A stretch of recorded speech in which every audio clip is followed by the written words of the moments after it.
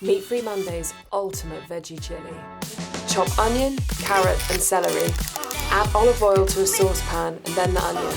Soften for a few minutes before adding the celery and carrot. Cook these down until they're soft. Next, add cumin, coriander, hot smoked paprika, fennel seeds and mixed herbs. Then add the Vegemince. Break it up with the back of a spoon to let it thaw. Next up, tomato puree, whole plum tomatoes and chopped tomatoes, and a can's worth of water.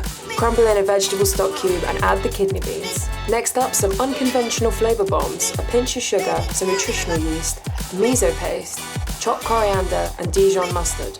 Give it a good stir and leave it to bubble away until it's thick and reduced. The longer the better. This is such a good dish for batch cooking or to feed a crowd, and it'll taste even better the next day.